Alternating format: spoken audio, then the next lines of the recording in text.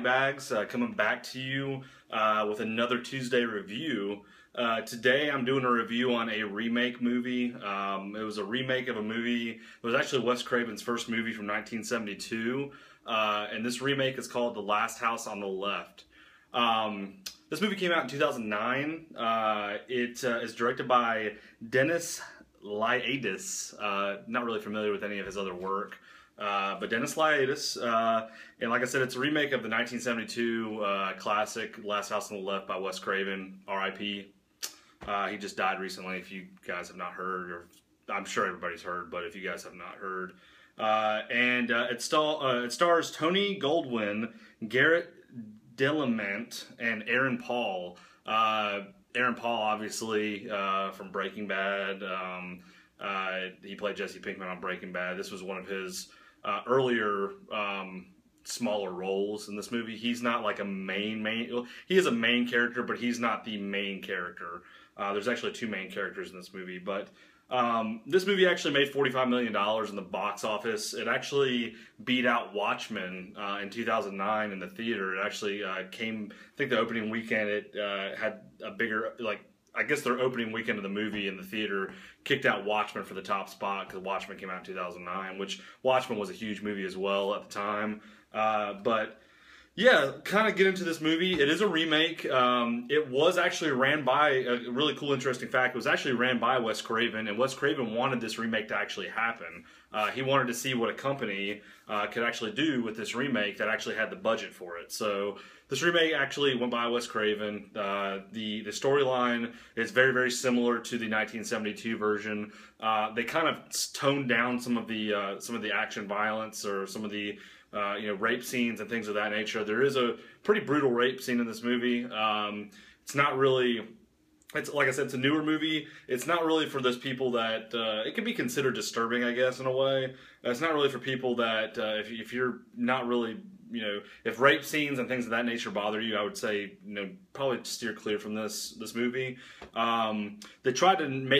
wanted to make this movie very violent, but at the same time, they didn't want to get it into the torture porn category, which is pretty much just like a huge torture movie. Kind of like the Saw movies and things of that nature. So they're trying to steer clear of that. But at the same time, I feel like this movie actually, as a remake, came out pretty well. I think that the casting was very well, and the visual effects and everything are very well. But pretty much what the movie's about is there's this family, this dad, this mom, and this young girl who's 17, and they have a lake house, and they go to the lake house at the beginning of the movie. Really, at the very beginning of the movie, you see these killer people. They're killing. This is pretty much this guy, his son, his brother, and I don't really know what she is, but I guess it's his brother's girlfriend, pretty much.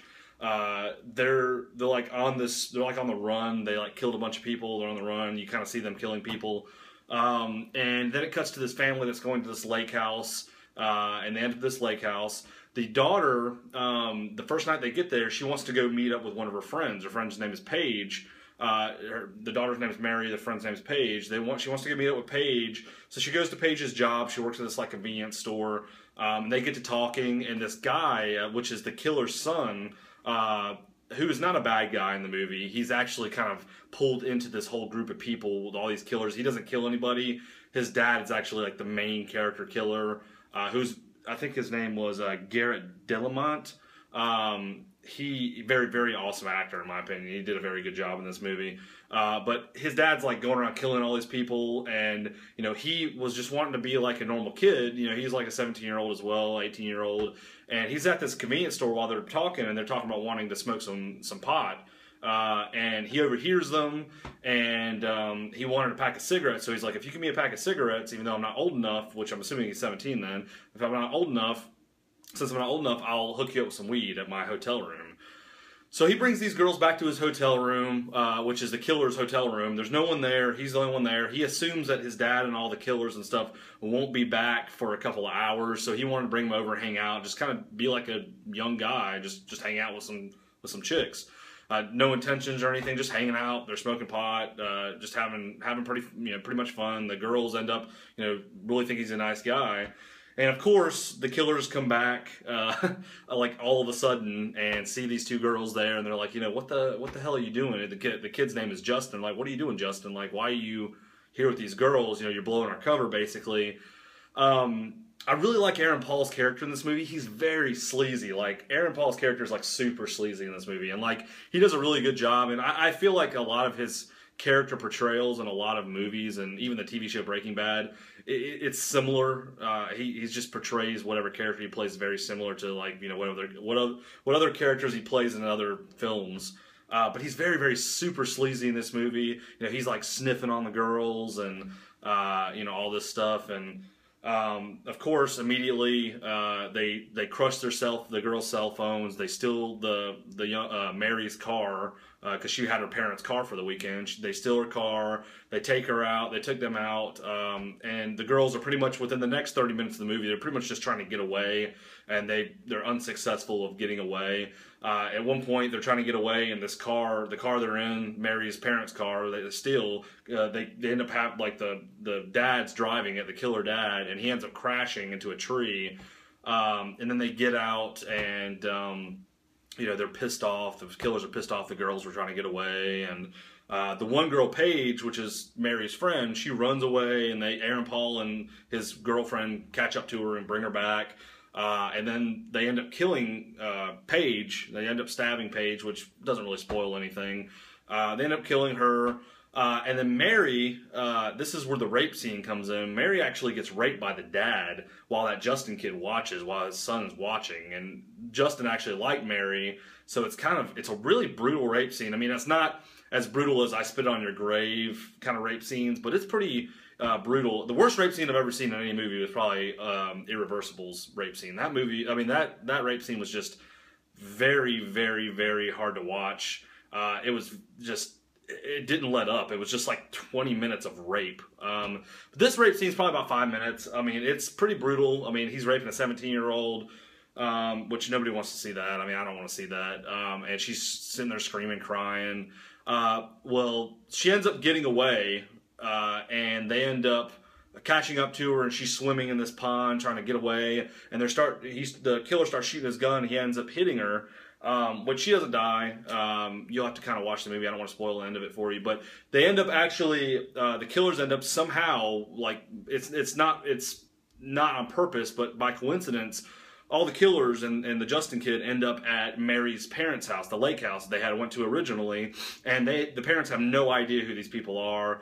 And they're just trying to be hospitable and help them out. And the dad actually, Aaron Paul's nose is like broke. It's like super broke. And there's like a scene where he's like sewing up his nose and he's popping it back into place. So I mean, yeah, they pretty much get to the house and all this crazy stuff happens at this point. They end up obviously finding out that these are the people that raped their daughter and shot her. And you'll just have to kind of watch from there to see what happens.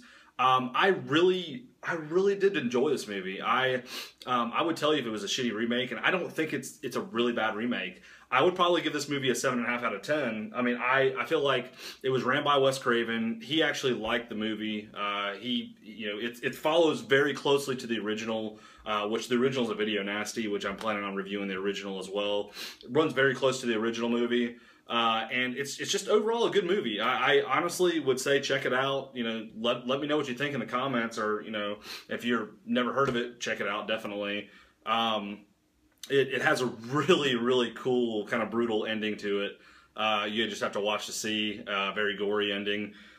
Visual effects are great. Storyline's great. Acting, the casting was excellent. They're very sleazy. The killers are very sleazy. I enjoyed it. I mean, I know some people may disagree with me, but I enjoyed it. 7.5 out of 10. So check it out. Let me know what you like. If you like this review, like, subscribe to BodyBags. Subscribe to my channel. I have the description and the link below. And until next time, see you next Tuesday. Peace.